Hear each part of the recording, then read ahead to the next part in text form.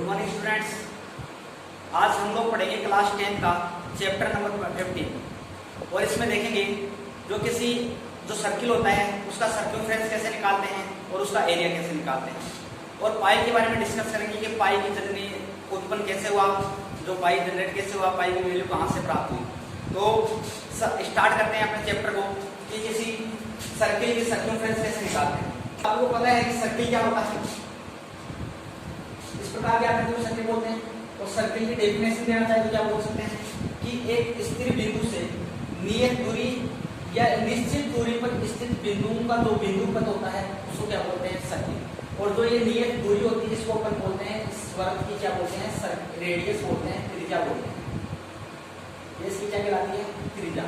और ये नियत जो बिंदु होता है इस स्थिर बिंदु को क्या बोलते हैं, वर्ग का केंद्र कहा जाता है, सेंटर ऑफ सर्किल कहा जाता है। अब सबसे जो मेन बात ये है कि इस जो सर्किल है इसकी सर्कमफ्रेंस क्या होती है। सर्कमफ्रेंस का मतलब इसकी परिधि क्या होती है। अब देखो अपने को यहाँ से अगर मैं इसकी दूरी को मेजर करता हूँ तो यहाँ से ये पूरी टोटल दूरी को इसको मेजर किया जाता है, तो ये टोटल दूरी इसकी क्या कहलाती है, सर्कमफ्रेंस कहलाती है। अब इस सर्कमफ्रेंस को नापने का सबसे अच्छा तरीका है कि किसी से जैसे ये कोई सर्किल टाइप का कोई भी अपने पास कोई भी वस्तु है तो उस वस्तु को मैं क्या करता हूँ, किसी समतल सतह पे क्या करता हूँ, उसको मार करके और इसको क्या करता हूँ, इस प्रकार इसको क्या करते हैं, थोड़ा थोड़ा इसको घुमाने का काम करते हैं। और एक पॉइंट ऐसा रहेगा तो ये पॉइंट वापस क्या आ जाएगा, ये वाला पॉइंट वापस कहाँ आ गया, यहाँ। तो यहाँ से ये टोटल जो दूरी थी ये पूरी क्या करते हैं, घूमते हुए वापस ये क्या आ गया, यहाँ तक राउंड तक आ गया। तो ये यहाँ से ये दूरी थी इसकी, तो ये दूरी क्या कहलाती है, इसकी सर्कमफ्रेंस कहलाती है, इस वर्ग क्या कहलाती है, परिधि कहलाती है। अर्थात ये जितनी दूरी होगी ये इसकी क्या कहलाती है, सर्कमफ्रेंस कहलाती है। तो मैं एक जैसे मैंने दो वर्ग लिए, जिस एक की रेडियस थी 3 सेंटीमीटर और दूसरे इस सर्किल की रेडियस थी 4 सेंटीमीटर। मैं इसकी कंपेयर किया, मैंने यहाँ से इसको वापस ऐसे ही नाप इसका मेजर किया जो सर्कमफ्रेंस, तो यहाँ से इसकी सर्कमफ्रेंस का मेजर किया और इसकी सर्कमफ्रेंस का मैंने मेजर किया। जब मैंने 3 सेंटीमीटर वाले इस सर्कमफ्रेंस की मैंने मेजर किया तो मेरे को प्राप्त हुआ कि 18.85 सेंटीमीटर इसकी सर्कमफ्रेंस प्राप्त। और जैसे इसकी प्राप्त की मैंने 4 सेंटीमीटर वाले इस सर्किल की मेरे को सर्कमफ्रेंस मैंने प्राप्त किया तो मेरे को हुआ 25.1 सेंटीमीटर प्राप्त हुआ। तो इनकी मैंने मेजर कर लिया, यहाँ से इसका भी मैंने मेजर कर लिया। इसके बाद मेरे को पता लगा इसका जो डायमीटर होता है, इसका जो डायमीटर है वो कितना है, 2 ऑफ r, अर्थात जो इसकी रेडियस थी रेडियस का 2 मल्टीप्लाई होता है। तो यहाँ से इसका जो डायमीटर आ गया वो कितना आ गया, 6 सेंटीमीटर। इसी प्रकार इसका जो डायमीटर आ गया वो कितना आ गया, 8 सेंटीमीटर। यहाँ से मैंने पाया कि जब मैं सर्कमफ्रेंस तथा डायमीटर का जो रेशियो लेता हूँ तो वो रेशियो दोनों का जो रेशियो लिया मैंने, इसका भी जो रेशियो लिया सर्कमफ्रेंस पर डायमीटर का, और यहाँ पे भी सर्कमफ्रेंस और डायमीटर का मैंने रेशियो लिया, तो मेरे को एक चीज प्राप्त हुई। सर्कमफ्रेंस पर डायमीटर का जब रेशियो लिया तो मेरे को 25.1 सेंटीमीटर बाई 8 सेंटीमीटर। जब इसकी मैंने वैल्यू प्राप्त की तो मेरे को प्राप्त हुआ 13.14। आगे भी और मान मेरे को प्राप्त होते हैं, लेकिन मेजर यहाँ तक मेरे को एक मान प्राप्त हुआ। ठीक इसी प्रकार जब मैंने इसका सर्कमफ्रेंस पर डायमीटर का जब रेशियो प्राप्त किया तो 18.85 में मैंने भाग लगाया 6 का, तो यहाँ पे मेरे को 3.1 आगे भी और संख्या प्राप्त हुई। अर्थात मैंने यहाँ से ये निष्कर्ष निकाला कि जब कोई को कैसा भी वर्ग हो, अगर वर्ग का जो सर्कमफ्रेंस और डायमीटर होता है इनका जो रेशियो होता है वो एक निश्चित संख्या होती है, और इस निश्चित संख्या को क्या कहा गया, पाई कहा गया। इस निश्चित संख्या को क्या कहा गया, पाई। अर्थात ये जो नियत मान था, इस नियत मान को एक पर्टिकुलर इसको चिन्ह दे दिया गया पाई, और इसी पाई की यहाँ पे पाई का खोज हो गई। अब इसके बाद में अपन देखते हैं कि ये पाई का मान आ गया, और अपन पाई दिवस भी मनाते हैं। तो पाई दिवस को याद रखने का सबसे बेहतरीन तरीका ये है कि यहाँ पे अपने पास प्राप्त हुआ 3.14, यहाँ से ये इसका डेज है और ये इसका मंथ याद रखना। अर्थात 14 मार्च को क्या मनाते हैं, अपन पाई दिवस मनाते हैं। तो यहाँ से ये याद रखने का तरीका है, एक नॉर्मली वैसे इसके आधार पे नहीं दिया गया, लेकिन ये इस तरीके से याद रख सकते हैं। कोई पाई दिवस कब मनाते हैं तो 14 मार्च को पाई दिवस मनाया जाता है। देखो यहाँ से अब यहाँ से अपने वाला एक बात पता चली कि किसी भी सर्किल का सर्कमफ्रेंस तथा डायमीटर का जो रेशो होता है उसको अपने क्या कहा, पाई कहा गया। और इसी से सर्कमफ्रेंस का सूत्र आएगा कि किसी सर्किल का सर्कमफ्रेंस क्या होता है कि वर्ग की परिधि, वर्ग की परिधि। यहां से हमने देखा कि सर्कमफ्रेंस बाई डायमीटर बराबर कितना प्राप्त हुआ, पाई। अरे यहां से डायमीटर को इधर भेज दिया, सर्कमफ्रेंस बराबर क्या आएगा, पाई इनटू डायमीटर। और डायमीटर के बराबर हम जानते हैं डायमीटर कितना होता है 2r, तो यहां से मैंने लिख दिया पाई। डायमीटर क्या होता है 2r के बराबर होता है, तो सर्कमफ्रेंस कितना आया 2πr। अर्थात किसी सर्किल की सर्कमफ्रेंस कितनी होती है 2πr। और वर्ग की परिधि इसको बोलते हैं कि वर्ग की परिधि का मान कितना होगा, सूत्र कितना होता है 2πr। तो ये यहीं से आया है 2πr के, कहां से आया कि वर्ग की परिधि कितना होता है यहाँ।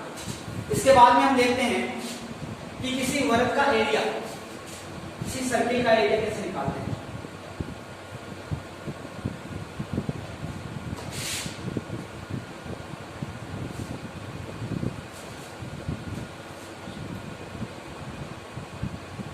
वर्ग का क्षेत्रफल, area of centre and area of circle. Circle का जो एरिया निकालते हैं उसका फॉर्मूला होता है पाई आर स्क्वायर। ये इसका सर्कमफ्रेंस का एरिया होता है, सर्कमफ्रेंस का फॉर्मूला होता है, ये इसका एरिया का फॉर्मूला होता है। अब यहां से अपने पास तीसरी बात आती है, तो ये 2 पॉइंट हो गए। इसके बाद पॉइंट नंबर 3 आता है कि दो सेकेंडरी वर्ग। सेकेंडरी वर्ग का मतलब क्या होता है, सेकेंडरी का मतलब होता है कि ऐसे वर्ग जिनका क्या होता है केंद्र एक ही होता है उनको बोलते हैं सेकेंडरी वर्ग। तो मैंने 2 वर्ग ऐसे लिए जो क्या है सेकेंडरी है। तो 2 सेकेंडरी वर्ग का अपने को जो एरिया निकालना है, अर्थात ये एरिया निकालना है। इस एरिया के क्षेत्रफल को कैसे काउंट करते हैं, जैसे मान लिया कि मैंने एक वर्ग है, इसकी रेडियस मान ली मैंने r, और दूसरा एरिया, दूसरा जो सर्किल था, इस सर्किल की जो रेडियस थी ये r2 है। तो यहां से मैं क्या कर सकता हूं कि तो बड़े वाला सर्किल का एरिया निकाल के छोटे वाले सर्किल का एरिया इसमें से सब्ट्रैक्ट कर दूं, तो यहां से इन दोनों का जो डिफरेंस होगा तब ये वाला एरिया अपने पास काउंट हो जाएगा। तो इस प्रकार मैं क्या लिख सकता हूं कि 2 सेकेंडरी वर्ग का जो बेनिस्ट क्षेत्रफल होता है वो क्या होता है, तो यहां से एरिया क्या लिख सकता हूं कि बड़े वाला क्षेत्र, बड़े वाले वर्ग का क्षेत्रफल, तो बड़े वाले वर्ग की कितनी थी रेडियस r2 का स्क्वायर माइनस छोटे वाले क्या करूंगा, इस छोटे वाले वर्ग की जो है जो एरिया है इसको क्या कर दूंगा, इसमें से सब्ट्रैक्ट कर दूंगा, तो ये इसका क्या आ जाएगा, जो ओबेलिस जो क्षेत्रफल है ये आ जाएगा। तो यहां से क्या करेगा पाई, छोटे वाले वर्ग की रेडियस कितनी थी r1 का स्क्वायर, दोनों में से क्या कॉमन आ गया, पाई कॉमन आ गया, यहाँ क्या होगा r2 का स्क्वायर माइनस r1 का स्क्वायर। तो 2 सेकेंडरी वर्ग का जो क्षेत्रफल होता है यहाँ से इसको काउंट कर लिया जाता है। उसके बाद में देखते हैं किसी वर्ग का तृतीय खंड।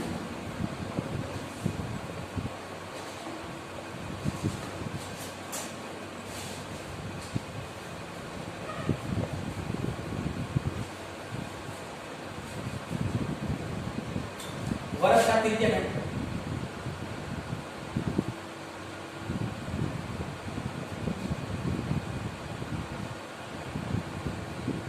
जैसे ये कोई वर्ग है, सर्किल है, तो ये इसका क्या कहलाता है तृतीय खंड। ये इसका क्या कहलाता है पूरा पूरा तृतीय खंड कहलाता है। तो इस तृतीय खंड में देखो यहां से मैं अगर इसको थीटा मान लेता हूं, और ये क्या है चाप, और ये क्या है इसकी रेडियस। तो हम लोग जानते हैं एक फॉर्मूला कि कोण बराबर क्या होता है, कोण बराबर होता है चाप बटा त्रिज्या। और यहां से जो चाप का मान आता है वो क्या आता है, चाप बराबर क्या आया, कोण इंटू त्रिज्या। चाप का मान क्या आया, कोण इंटू त्रिज्या। तो यहां से अपन किसी चीज के अगर इस चाप का मान निकालना चाहिए तो इस चाप का मान क्या आएगा, कोण इंटू त्रिज्या का मान जब मल्टीप्लाई कर दिया जाता है तो यहां से चाप का मान आ जाता है। अब अपने को चाहिए तृतीय खंड, तो तृतीय खंड क्या होता है,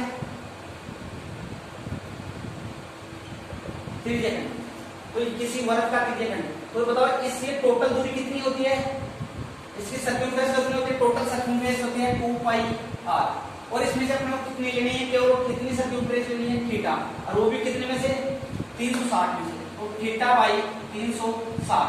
तो यहां से देखो इसका मतलब ये क्या आ जाएगा, जितना अपने को सर्कमफ्रेंस त्रिज्या चाहिए वो त्रिज्या आ जाएगी अपने पास, जितना त्रिज्या खंड चाहिए वो त्रिज्या खंड। जैसे थीटा का मान बढ़ेगा, अपने को ज्यादा लेना चाहिए तो थीटा का मान जैसे धीरे धीरे बढ़ता जाएगा, वैसे वैसे त्रिज्या खंड का मान भी बढ़ता जाएगा।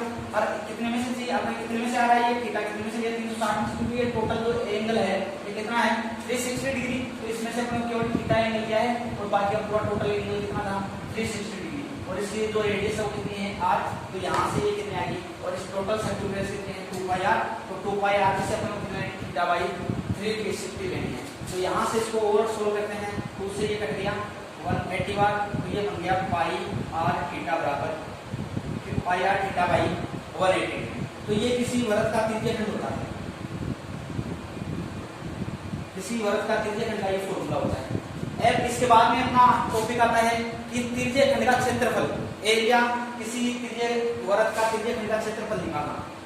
अगला पॉइंट आता है वृत्त के त्रिज्या खंड का क्षेत्रफल। यहां से देखो टोटल वृत्त का क्षेत्रफल कितना होता है पाई आर स्क्वायर, और इसमें से अपने को कितने का निकालना है थीटा बाई 360 का, कितने का निकालना है थीटा बाई 360 का। तो इसका फॉर्मूला क्या हो जाएगा पाई आर स्क्वायर थीटा बटा 360।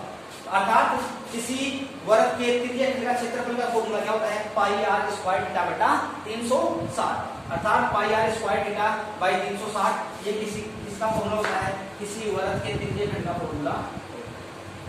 ये आता है किसी वृत्त का त्रिज्या खंड। अब आगे नेक्स्ट पॉइंट देखते हैं अपना कि किसी वृत्त का वृत्तखंड निकालना, वृत्तखंड का क्षेत्रफल निकालना। किसी वृत्त का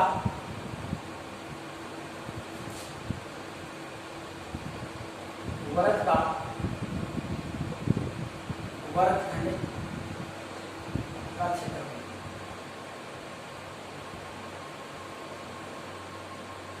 देखो यहां से इसका क्षेत्रफल का मतलब हो गया यहां से ये वाला जो एरिया आएगा इस एरिया को बोलते हैं किसी सर्किल का वृत्तखंड। तो यहाँ से ये वृत्तखंड कैसे आ सकता है, अगर मैं इस त्रिज्या खंड का क्षेत्रफल निकालूं और त्रिज्या खंड में से ये क्या कर दूं, इससे जो ये ट्रायंगल है इस ट्रायंगल का एरिया निकाल इसमें सब्ट्रैक्ट कर दूं, तो अपने पास इसका वृत्तखंड का क्षेत्रफल आएगा या नहीं आएगा। अर्थात वृत्तखंड का क्षेत्रफल क्या हुआ, वृत्तखंड का क्षेत्रफल क्या हुआ, इस त्रिज्या खंड का क्षेत्रफल, त्रिज्या खंड का क्षेत्रफल माइनस ट्रायंगल यानी त्रिभुज का क्षेत्रफल, त्रिभुज का अर्थात मैं इस त्रिभुज के क्षेत्रफल को इसमें से सब्ट्रैक्ट कर दूं त्रिज्या खंड में से, तो मेरे पास ये वृत्तखंड का क्षेत्रफल आ जाएगा। और हमको पता है, क्या पता है कि इस त्रिज्या खंड का जो क्षेत्रफल होता है वो कितना होता है पाई आर स्क्वायर थीटा बटा 360 माइनस, और किसी त्रिभुज का क्षेत्रफल क्या होता है 1/2 आधार इंटू ऊंचाई। अब यहां से देखो ये इसकी रेडियस है, ये इसकी रेडियस है, मैं इसके सापेक्ष इस पे लंब डाल देता हूं, ये लंब डाल, तो ये इसका आधार हो गया और ये इसकी क्या हो गई ऊंचाई। तो इसकी ऊंचाई को कैसे सब्ट्रैक्ट करोगे, तो ये अपने पास एक ट्रायंगल हो गया, देखो ये थीटा हो गया, ये आर हो गया, अर्थात इसके सापेक्ष ये क्या हो गया, इस थीटा के सापेक्ष ये लंब, और ये क्या हो गया कर्ण। तो बताओ कर्ण और लंब में क्या होता है संबंध, साइन थीटा, साइन थीटा किसको दर्शाता है लंब बटा कर्ण। तो लंब का मान कितना है हाइट है, तो ये कितना है हाइट अपॉन कर्ण, कर्ण का मान कितना है आर, तो एच का मान कितना आ गया आर साइन थीटा। अर्थात ये जो अपने पास की ऊंचाई है इसकी ऊंचाई कितनी आ गई आर साइन थीटा, और आधार कितना था आर। तो यहाँ से त्रिभुज का क्षेत्रफल कितना आ जाएगा बताओ पाई आर थीटा बटा 360 माइनस 1/2 आधार, इसका बेस कितना था आर इंटू हाइट, इसकी हाइट कितनी आई, हाइट आई आर साइन थीटा। तो यहां से क्या आया pi R square theta by 360 minus 1/2 R multiply R क्या हो गया आर स्क्वायर, ये आ गया साइन थीटा। तो अर्थात किसी वृत्त का वृत्तखंड का जो फॉर्मूला होता है वो क्या होता है pi R square theta by 360 minus 1/2 R square sine theta. तो इस प्रकार किसी वृत्त के वृत्तखंड का फॉर्मूला अपन ज्ञात कर सकते हैं, और ये वृत्तखंड इसके द्वारा त्रिज्या खंड का भी आपको फॉर्मूला याद होना चाहिए, और इसके साथ सर्कमफ्रेंस का भी पता होना चाहिए, डायमीटर का भी पता होना चाहिए। और अगर ये फॉर्मूले जब अपने को आता है हम लोगों को, तो एक फॉर्मूले आने के बाद में हम किसी भी प्रश्न को सॉल्यूशन कर सकते हैं।